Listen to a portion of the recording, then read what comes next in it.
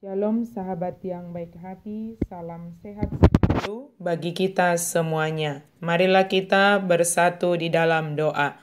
Allah Bapa, di dalam Yesus Kristus kami memuji memuliakan Engkau ya Tuhan. Engkau senantiasa memelihara dan memenuhi segala keperluan kebutuhan kami.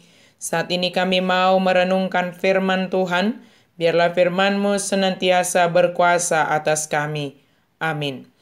Firman Tuhan bagi kita hari ini dari Yesaya 62 ayat 10. Berjalanlah, berjalanlah melalui pintu-pintu gerbang. Persiapkanlah jalan bagi umat. Bukalah, bukalah jalan raya. Singkirkanlah batu-batu. Tegakkanlah panji-panji untuk bangsa-bangsa. Ruar mahamu sian akka harbangan.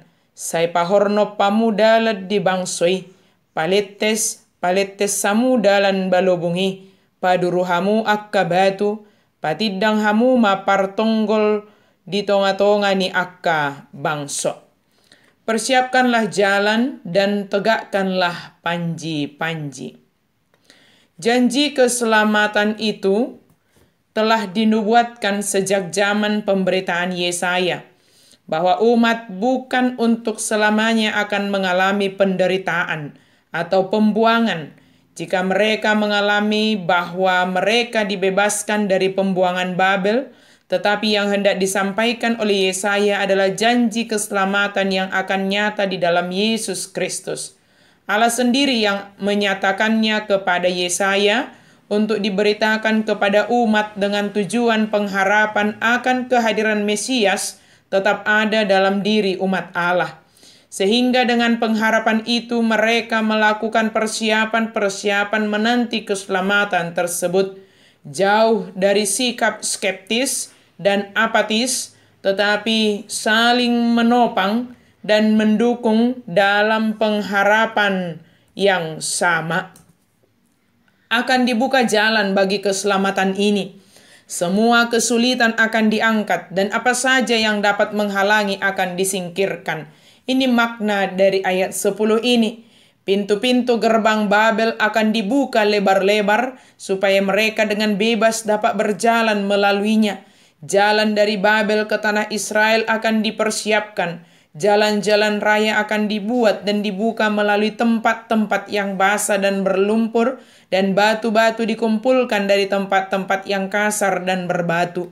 Di tempat-tempat yang nyaman yang sudah ditetapkan sebagai tempat pertemuan, mereka akan ditegakkan panji-panji sebagai pemandu dan pendorong mereka, supaya panji-panji itu menjadi perlambang bagi keamanan mereka yang lebih besar.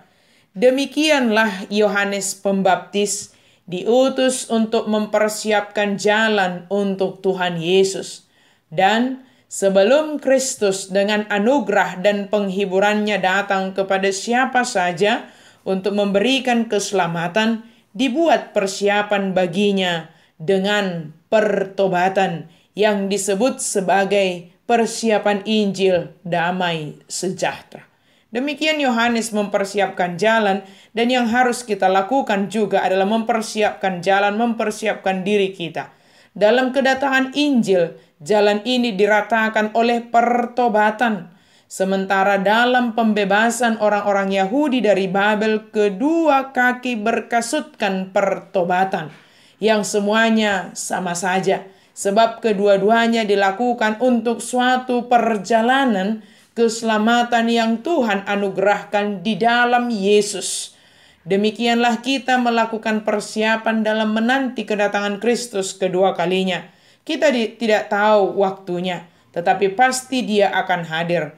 Pertobatan dan pembebasan itu menjadi seruan kita, bukan hanya bagi diri sendiri, tetapi juga bagi sesama kita, supaya mereka juga memiliki pengharapan dan persiapan yang sama dalam menanti kedatangan Kristus kedua kalinya.